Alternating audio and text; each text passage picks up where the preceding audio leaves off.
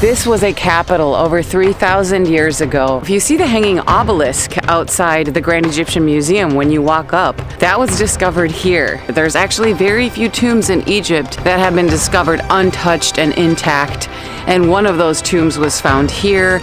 If you're new to the channel and you don't know what's going on, I've been traveling around the Nile Delta with my motorcycle, and we have finally reached Tanis. So without further ado, let's hit the road.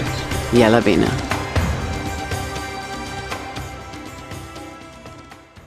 Good morning from the Nile Delta. Today we are going to the ruins of Tanis, which is a huge archaeological site here in Egypt, and actually it is where one of the best preserved tombs in all of Egypt has ever been discovered. If you're new to the channel and you don't know what's going on, I'm Gisselle. I've been traveling around the Nile the Nile Delta with my motorcycle, and we have finally reached Tanis. We'll discover more as we arrive. I'm going to keep this ride very short because this is going to be a huge site and I want to reserve the time for that. So without further ado, let's hit the road. Yalla bina.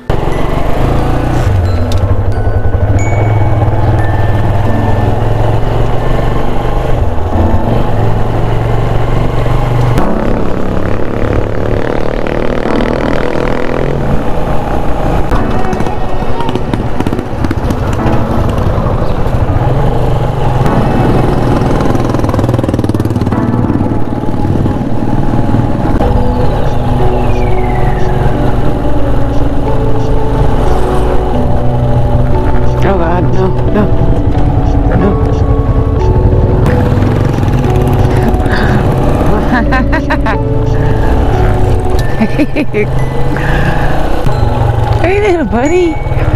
Hey. Hey, wanna race? Cute.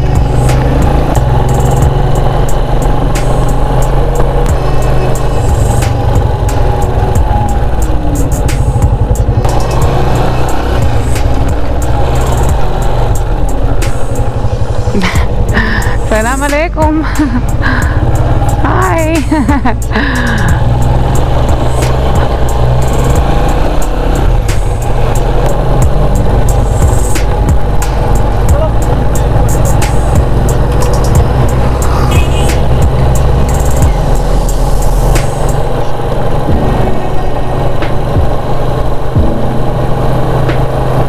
And we have arrived at the site of Tanis in Greek. In Arabic, San al-Hagar, archaeological site.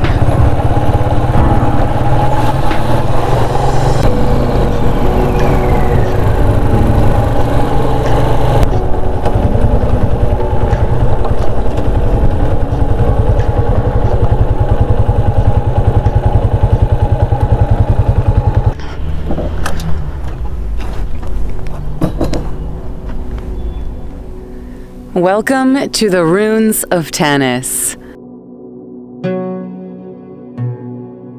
Hidden in the northeastern delta, far from the tourist crowds of Luxor and Cairo, lies one of Egypt's most mysterious ancient cities, Tanis. A royal capital, a sacred burial ground, and for decades, an archaeological enigma. Here, tombs rivaling those of King Tutankhamun lay hidden, and the Temple of Amun rose as the northern counterpart to the famed Karnak Temple in the south.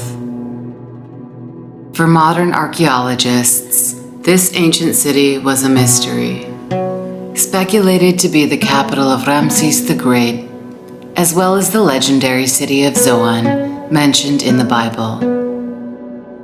It wasn't until the last century that Tanis was finally uncovered as the long-lost city of legend, and today we'll find out why.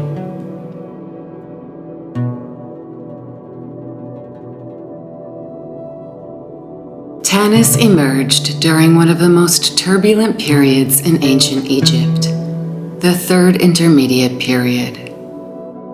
3,000 years ago, around the year 1070 BCE, the long reign of the new kingdom had ended, and Egypt was divided.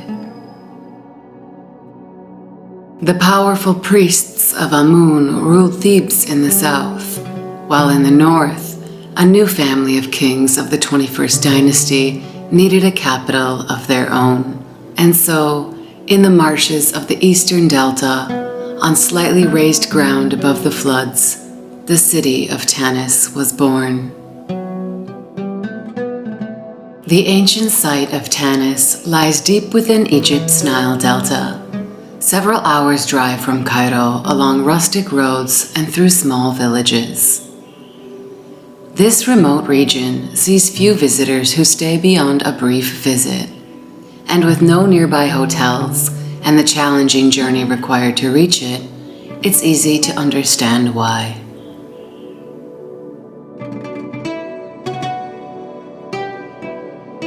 Upon arrival to the site, you'll find a small on-site museum displaying artifacts unearthed at Tanis, along with informative panels that highlight the city's history and the significance of its excavations. Entry to the museum is included with a site ticket, which costs 120 Egyptian pounds for foreigners and 10 for Egyptians and spouses of Egyptians. If you'd like a guide, one can likely be arranged on site, though I do recommend arranging your own in advance to ensure quality and professionalism. With that in mind, let's head back outside to explore more of this ancient and remarkable site. So the name of this site, Tanis, is actually Greek, but the ancient Egyptian name for it was Janet, which is believed to be the name of the city. It means roughly, like translated, the land of Jenu. So they believe that was the name of the settlement many thousands of years ago. And then the Greeks came along and called it Tanis, and it has kept that name today. And in Arabic, so if you are looking for this site now, it is called San al-Hagar, which means the place of stones. And that is the name of the village where this site is located as well.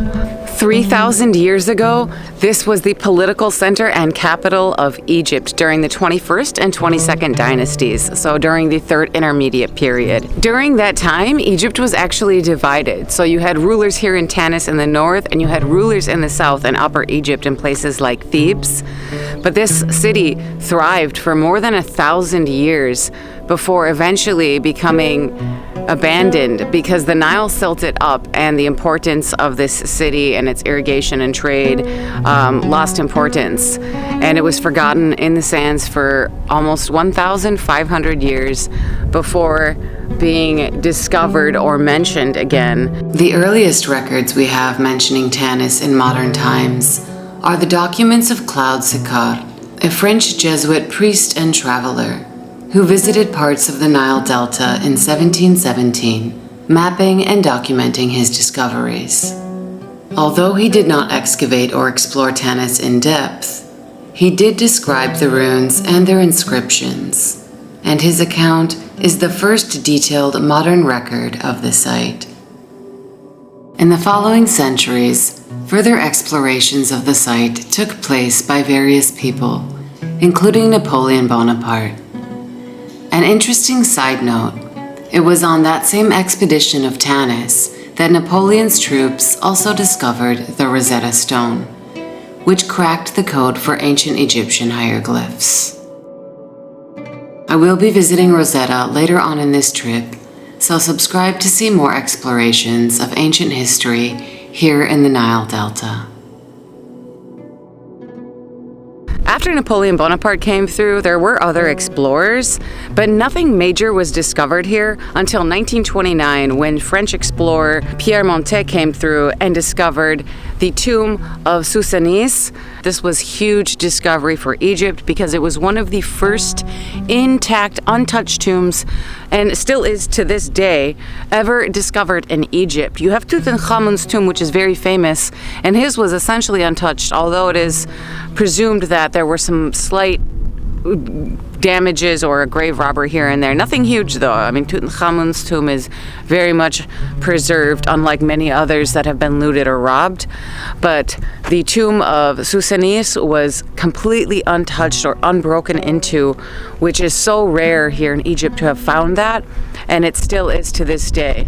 The tombs are over behind me, and then there's some small temples on the side as well, and small sanctuaries. So we're going to explore all of that, but I just wanted to give you a brief history about this discovery and some notable artifacts. You have the hanging obelisk, which is now outside the gem, and you have Tanis's funerary mask, as well as his silver coffin, which is very rare to find in Egypt, especially during that time when silver was not common. It was imported from outside of Egypt thousands of years ago. So yeah, there's a lot to see here though, so I'm going to just get back into filming some sites and we can talk more about the history. With so many stunning artifacts discovered here, it's easy to grasp this city's significance for archaeologists and its prominence in ancient Egypt. Yet, why was this city long shrouded in mystery? Why was it once confused with Ramses? And why do many believe Tanis to be the biblical city of Zoan? To understand this, we need to delve a bit deeper into the surrounding area, beginning with Ramses. Ramses was a mighty capital built in the Nile Delta by Rameses the Great, and stood centuries before Tanis rose to prominence. But time and nature took their toll, and the once thriving city sank into marshes and floods, forcing it to be abandoned. In a remarkable act of preservation and power, the pharaohs of the 21st dynasty, including Tanis I and his successors, relocated Ramses' colossal monuments to Tanis. Today, almost nothing remains at the original site of Ramses. Only faint foundations and scattered traces remain, while Tanis proudly displays the legacy of a city long vanished. It is this migration of monuments that once led archaeologists to mistake Tanis for Ramses, preserving a mystery that bridges the rise and fall of two great cities.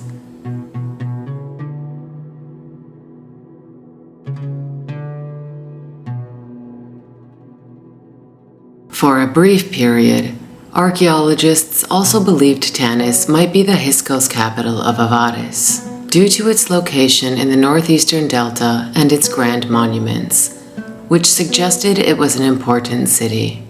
However, this theory was soon discarded after the ruins of Avaris were discovered just south of Ramses in the early 1940s, and later confirmed beyond reasonable doubt during excavations in the 1960s and 1970s. Lastly, why do people, including many archaeologists and Egyptologists, believe Tanis to be the biblical city of Zoan? It has everything to do with linguistics and historical context. There are close linguistic connections for the city of Tanis across Egyptian, Hebrew, and Greek sources. The similarity between spelling and pronunciation in ancient Egyptian texts, the city name mentioned in the Bible, and Greek writers like Herodotus mentioning the city have led scholars to link Tanis and Zoan.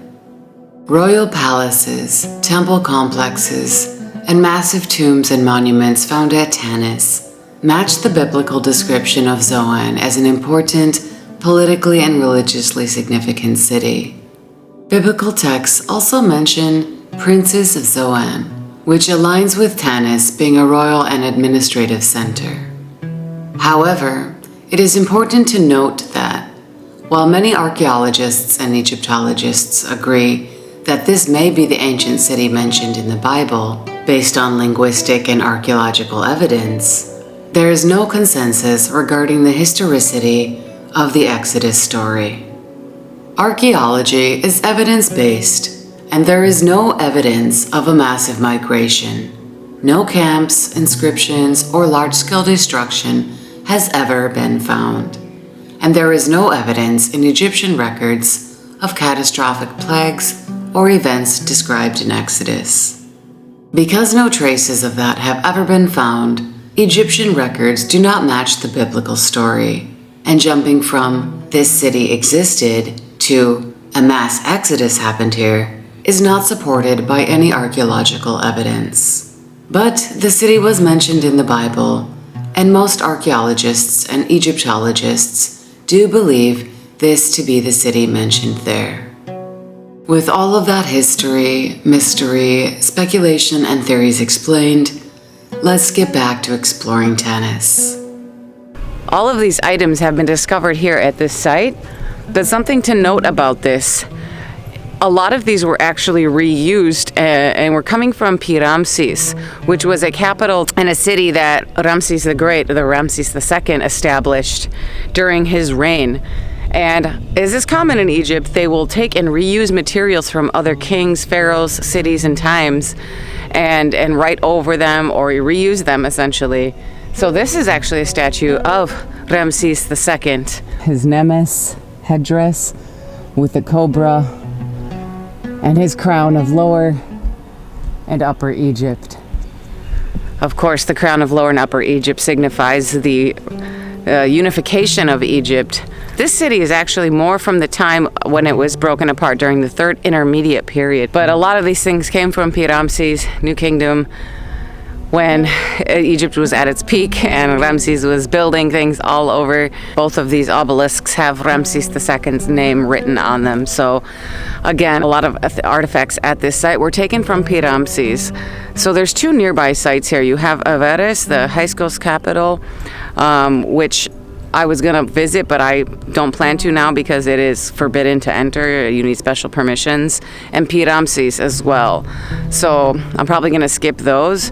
But long story short, when this was first discovered, people were debating whether this was Ramses or whether it was the Hyksos capital.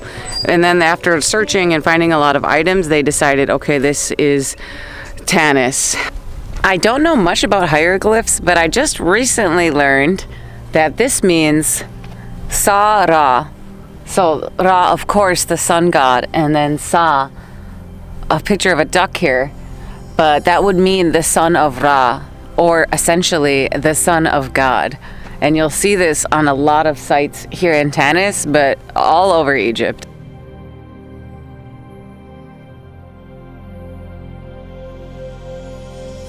So we're standing outside another rune statue of Ramses II.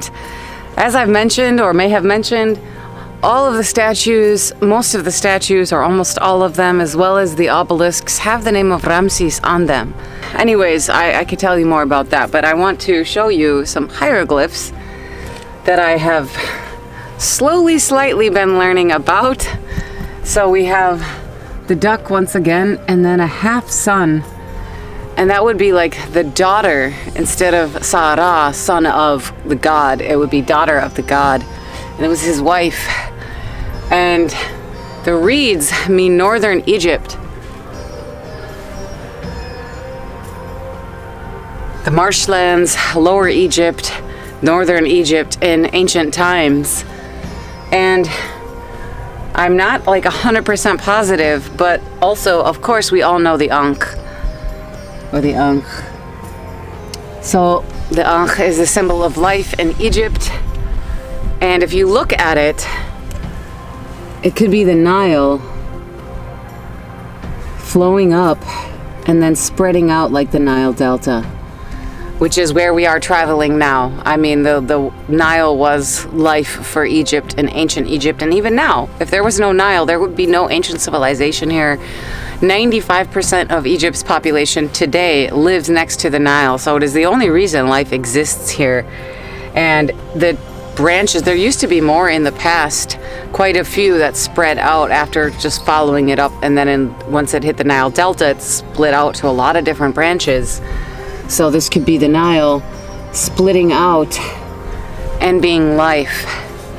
Of course, it could also represent the land, the ground, and then the heavens. Of course, Egyptians believed so much in the cosmic above and below balance. But yeah, just very fascinating. I'm really enjoying my explorations here. I don't know how to read hieroglyphs, but I've learned a little, and that is what I've learned.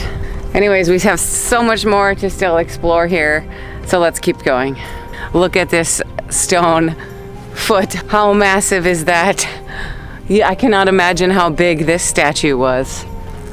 It would have had to been bigger than the one in the Grand Egyptian Museum. This is so huge. Most monuments here in Tanis are made of granite and were quarried from Aswan, over 900 kilometers away. This foot, for example, is thought to be a remnant from what was once a seated pharaoh, much like the Colossi of Memnon. The Colossi of Memnon in Luxor, or ancient Thebes, are 18 meters tall and weigh around 700 tons. But this statue here at Tanis would have been much, much larger, and is estimated to have been around 30 meters tall and possibly weighing more than 1,500 tons.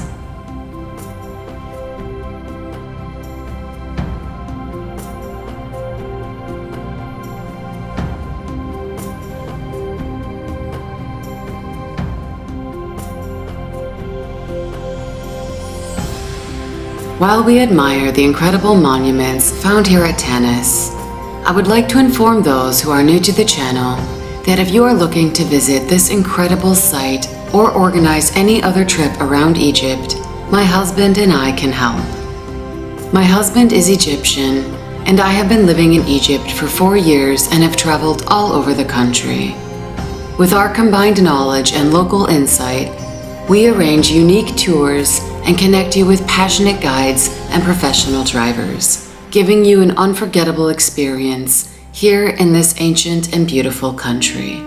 If you are interested, you can reach us on WhatsApp. I've left the number in the description of the video.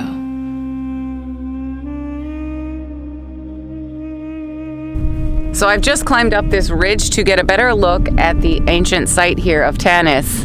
If you in ancient times were coming upon the temple of Amun, you would walk in this way and you would first reach the first pylon before then entering into the first courtyard, then the hypostyle hall, and finally the inner sanctuary. And the inner sanctuary is where the gods were kept, statues of the gods. It was a very sacred area that only priests were allowed into and the pharaoh. But down here we have the tombs that were discovered by the French explorer Pierre Montet. And like I maybe have already mentioned, they are forbidden to enter, but these were such huge discoveries for Egypt. Extremely significant. You know what overshadowed it was the World War II, when World War II started, because he had just made these discoveries, I think in 1939 or just shortly before the war started, and it would have been major news like Tutankhamun's around the world. It was briefly, but then the war started, and of course all of that overshadowed this major discovery, and then it just kind of slipped from people's memories. If the war had not happened, I'm sure there would have been more news coverage, and it would have been just as big as Tutankhamun's, if not more, because again, his tomb was untouched. Just so rare. And it's a real pity that we cannot go inside the tomb. But I don't think there's actually too much to see in there as far as hieroglyphs or colors, but it would be amazing to be able to see inside the tomb, see the size, the layout, just knowing that this is where so many great discoveries happened. You also have Shoshenq II's tomb. His was remarkably well preserved as well, and there's more to see in there, but again, it is forbidden. I do not have the permissions for that, so we won't be able to go into those tombs today. But perhaps if you watch someone else's video, either maybe they visited and it was possible to visit the tombs, or they got the necessary permissions and spent a lot of money to enter, You know, maybe something like National Geographic would have it, or a YouTuber who has a lot of money maybe paid for it to show you guys. I don't know. This is one king's tomb. I'm not even sure who. But look at this massive sarcophagus. That is massive, massive, massive. Let's climb down because I want you guys to see like this size of this sarcophagus. There's a hieroglyphics up here.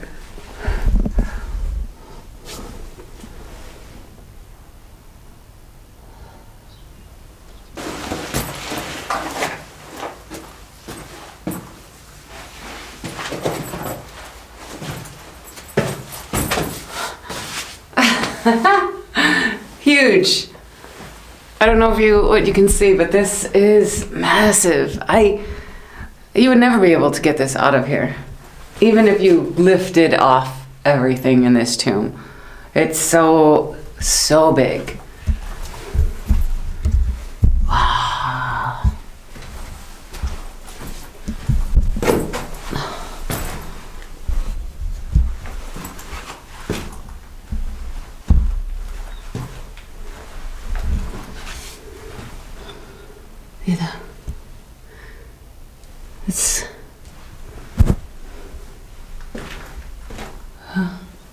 What was back here? Huh? There's brick.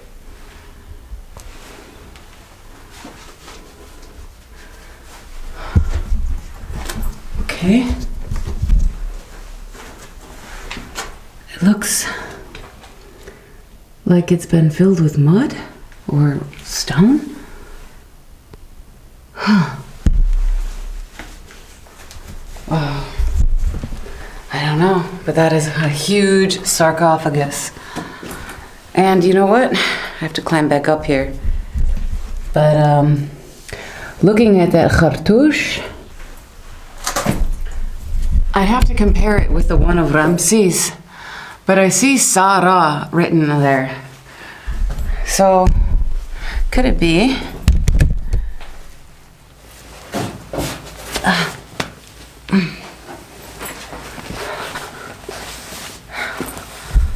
Could it be Ramses written on here? That's no way, right? Because this is not the tomb of Ramses, obviously. Sarah. Every king was the son of God, though, or the son of Ra. So, I'm not an Egyptologist, as I keep repeating, because there's just so much knowledge and history to know how to read hieroglyphs. You know, they had 5 names: their birth name, the coronation name, and 3 others that I can't think of at this time. Maybe I can talk about it as I do the voiceover, but I don't have this kind of information just memorized. Oh, yeah, that is one tomb, though. Sadly, not even labeled. Susanis is right over here, but we're not able to go inside it.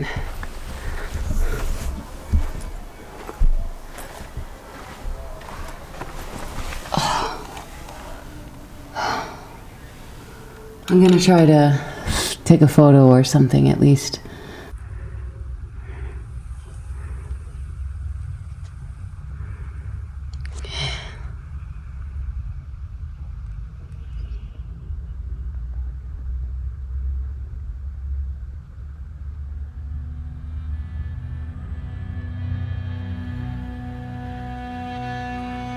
Before we continue to explore the necropolis, let's talk more about the biggest discovery here at Tanis, which was the intact tomb of Pharaoh Susanis I of the 21st dynasty, which we are peering into now. This discovery was huge, as it was the first completely intact royal tomb ever discovered in Egypt, found just 2 decades after the nearly untouched tomb of King Tutankhamun in the Valley of the Kings. But it wasn't just Susanis I they discovered in this tomb.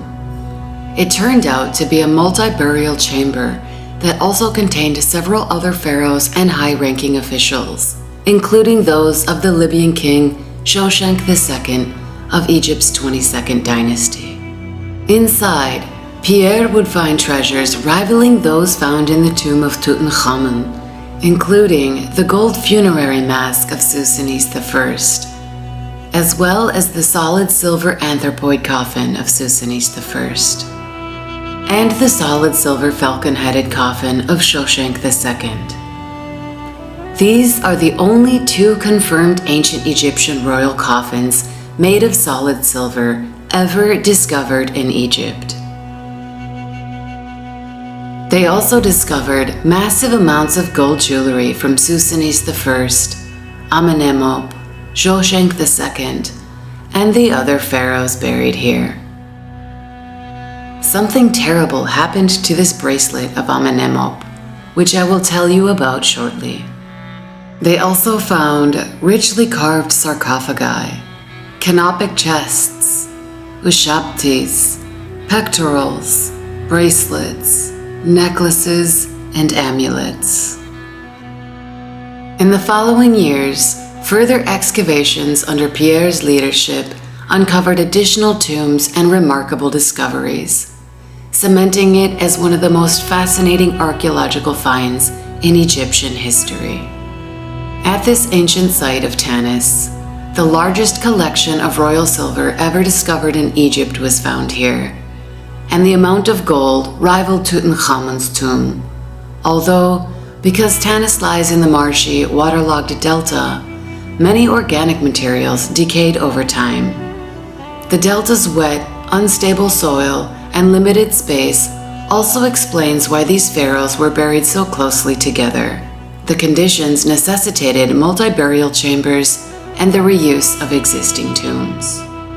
But these major discoveries reshaped our understanding of Tanis, confirming it as the royal capital in the Third Intermediate Period and revealing the resourcefulness of its kings, who reused blocks and sarcophagi from earlier eras, including materials from Ramses, to construct their own monumental tombs. Okay, we are walking down to the other side and see where that other shaft of light was coming from. Ah, it must have been this.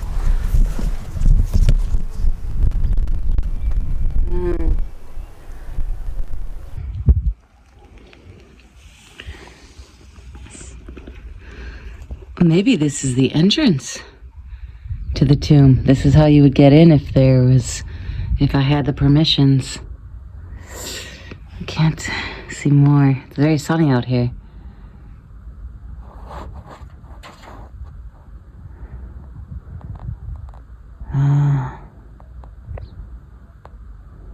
So unfortunately, that is as close as we're going to get to Susanes' tomb.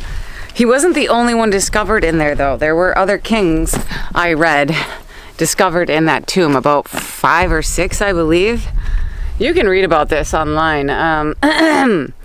But yeah, absolutely incredible. There was quite a few tombs that were discovered here at this site. It's a pity that there's so many permissions required to get into these sites. They are still excavating at these locations as well. It is not an active dig site today, but they are still excavating. They come out here, teams, Egyptian teams, French teams, and continue digging. So who knows what will be discovered here in the future. But yeah, that gold bracelet that was stolen from the Egyptian Museum in Tahrir Square just in September of 2025, this year, was discovered here. It was the bracelet of, excuse me if I say this name wrong, Amenhotep, something. It's not Amenhotep, I know that. But his bracelet was discovered here. He was actually, I believe, discovered in Thebes and Luxor, but he had originally been buried here and then moved, or vice versa, something like that. Yeah, really terrible about that bracelet, by the way. some stupid, it really just garbage people took it, stole it, and melted it down for gold. Took it for money, greed, destroyed a priceless ancient artifact. Very upsetting. Okay, now we are going down into the Nilometer. This was the one, if you're walking into the temple, it's on the right-hand side near the burial tombs.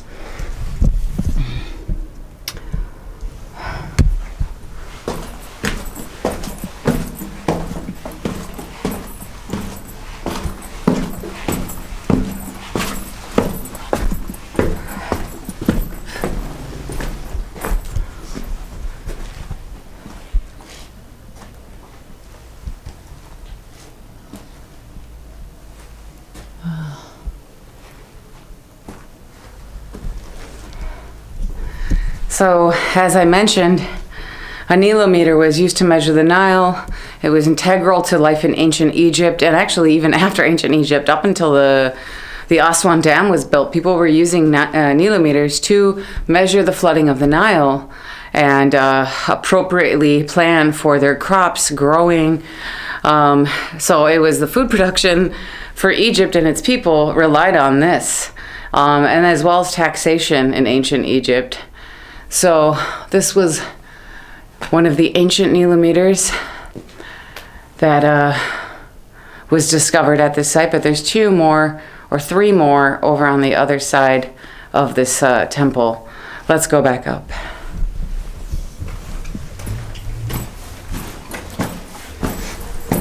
So before we move on, I just wanted to point out the most visible tomb here of Shoshank III.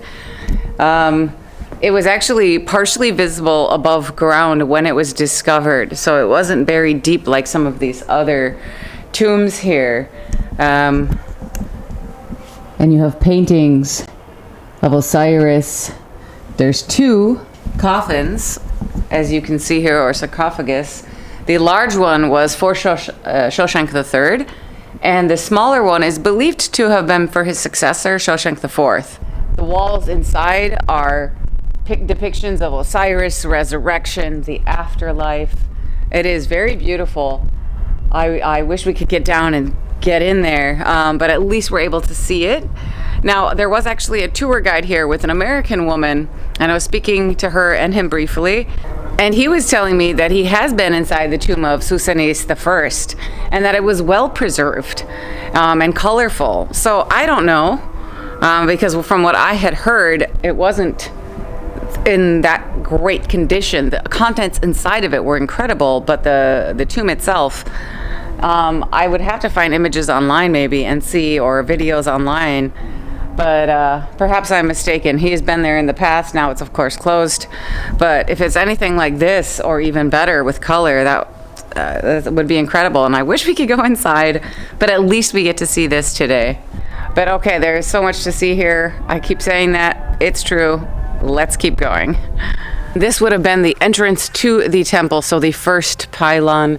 If you guys don't know much about ancient Egyptian temples, they basically all had the same layout, where you would walk into the temple, the first pylon was the entrance, and then there was an inner courtyard, and that is where the common people were allowed. But beyond that section, common people, common Egyptians were not allowed. It was only for pharaohs and priests. So it was very sacred and revered site.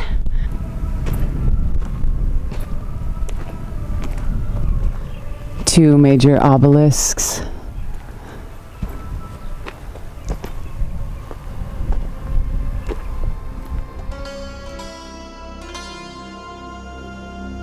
The temple of Amun at Tanis was dedicated primarily to Amun-Ra, the chief state god of Egypt during the New Kingdom, whose cult continued to hold immense prestige in the Delta long after the fall of the New Kingdom. It also honored his divine family, Mut, his consort, and Khonsu, their son, forming the same Theban triad worshipped at Karnak. In Tanis, this temple served as the northern counterpart to Karnak Temple in the south.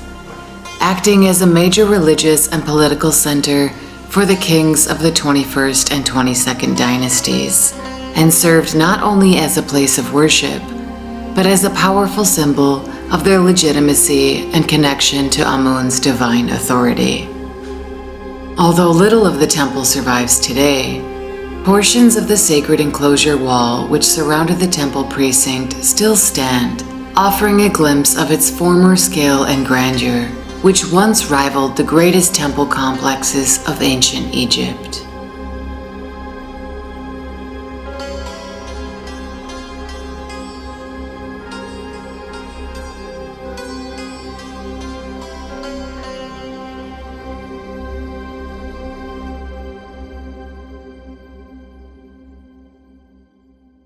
And we have now reached the inner sanctuary of the Great Temple of Amun.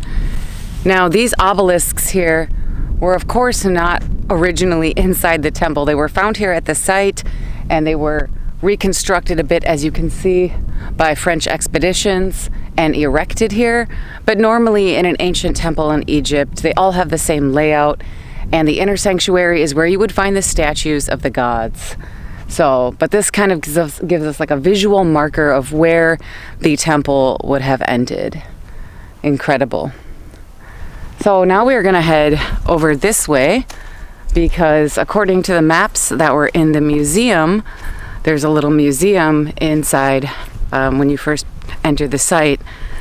There's an Eastern temple over here. I don't believe much remains, but we're going to go check it out. Giant columns from the Eastern temple.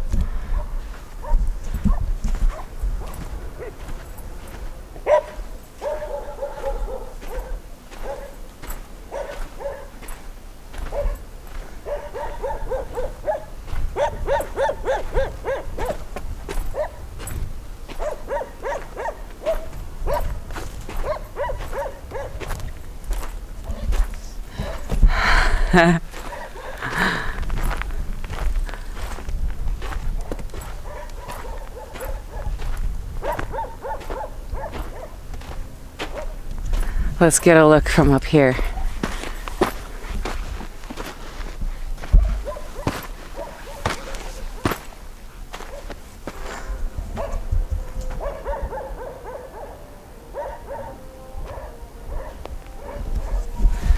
So there were several temples here. There's also a temple of Mut over on the other side. So I have to walk over there and show you guys that. But this was the Eastern temple of this entire giant complex. So the temple of Amun back there, and then a smaller temple or sanctuary was here.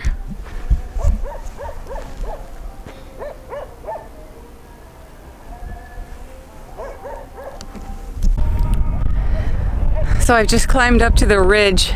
You have the Eastern temple over there, and then the temple of Amun here. So starting from the back and going all the way forward from the inner sanctuary where these obelisks are to the hypostyle hall, first courtyard, first pylon. Incredible.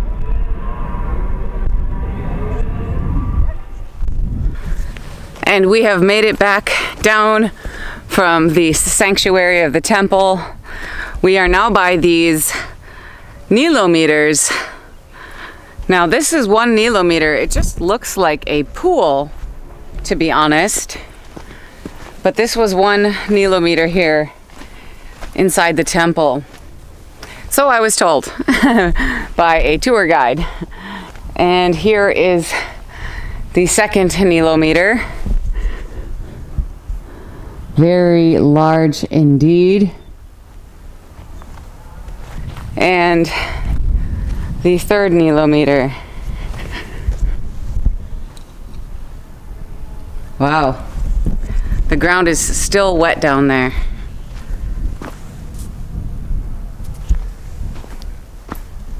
Now, I read there was a sacred lake here. All temples had a sacred lake. But I went looking for any kind of body of water, and nothing remains now. You know, online I read that there's still water in there today, but no, I saw nothing about a lake or even what looked like what would have been a sacred lake. I didn't see any like walls around it. So, but there's this area here, which I believe goes down to the Nilometer, connects.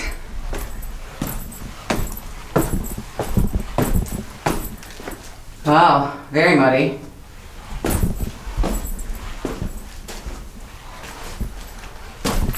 And trashy. They definitely could not throw garbage in here. Wow.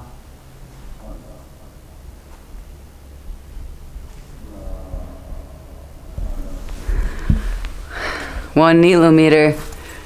All right, I'm gonna go look for the Temple of Mut, which should be over that way. And then I think that will be the last thing to see here in Tanis. It's a huge site. A lot of walking, a lot of filming.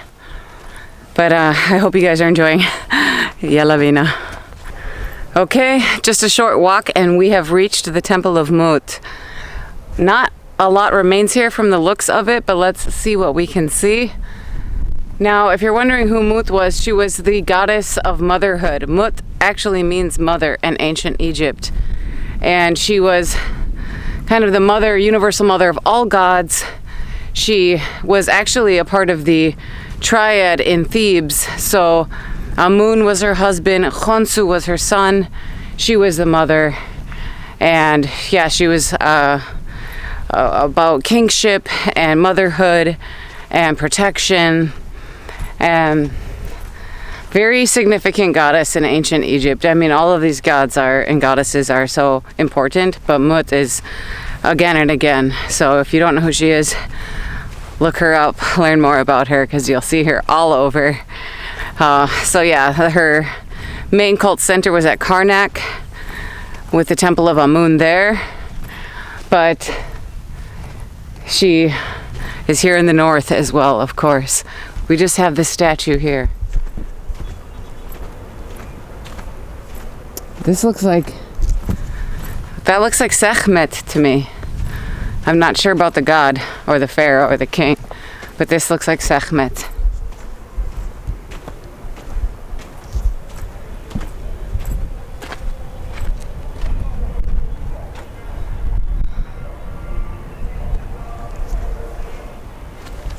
Has to be, right?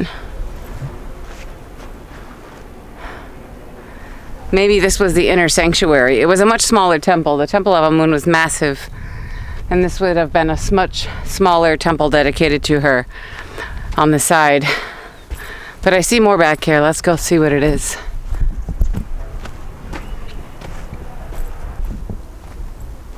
Oh.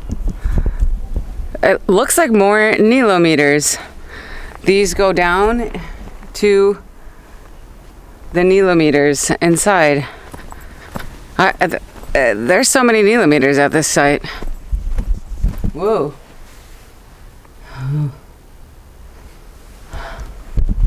Now, I don't feel like climbing down there just to be in a hole and look up.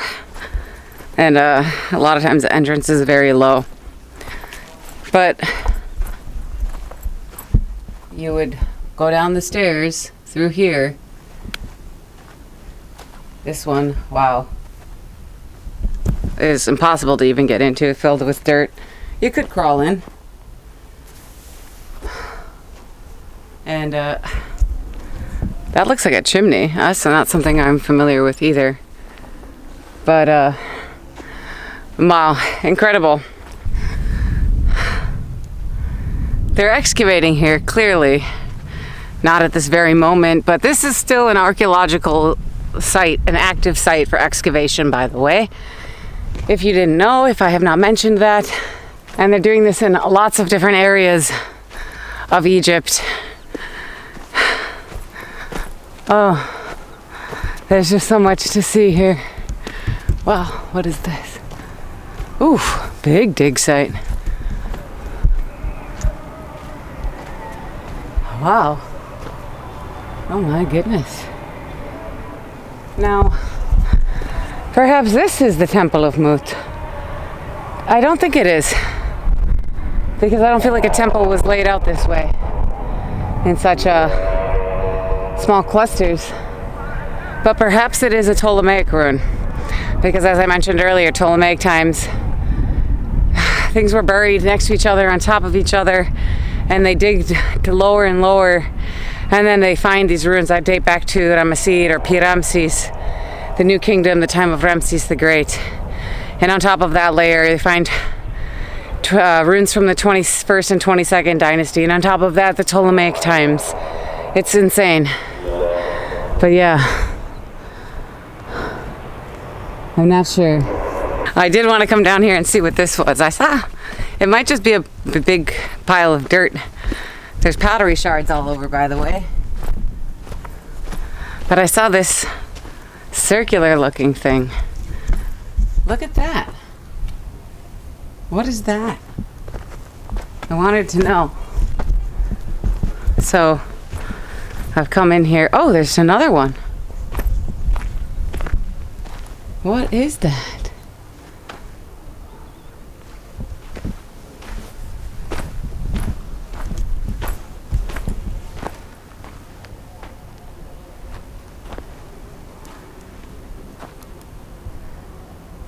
I have no idea. That is something I have never seen before. I honestly cannot fathom what that is. Do you know anything about history? If you do, leave a comment.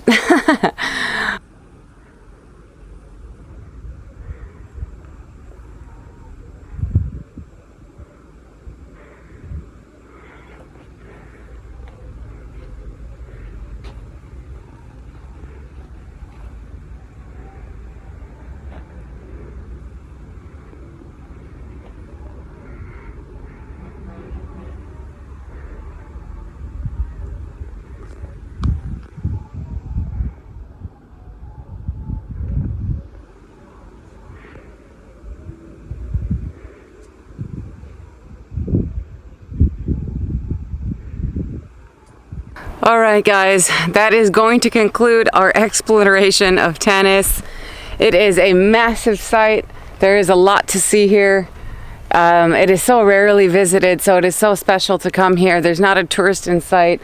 Literally the entire time I've been here, there's been one tourist, and they're still excavating here, so you never know what they'll discover here next. But yeah, it's been a long day of filming for me, so I'm gonna jump back on the bike and head to my village. But stay tuned for what's coming next, because of course I'm on this month or two or three, I don't even know, long journey around the Nile Delta with my motorcycle. And the next location that we are going to, the next city, has another ancient rune, incredible rune that we will be allowed to see. And I'm very happy about that. Spoiler alert, it's Tel Basta. But yeah, of course I'm going to be riding my motorcycle there. I'll be filming that ride for those of you that are interested in seeing what the journey looks like in between ancient ruins. Yeah, and we both discovered something on this journey, and that is you need special permissions for most things, ancient sites here in the Nile Delta. It is not a very visited area for tourists. There's still excavation to be done at all these sites. They're active dig sites.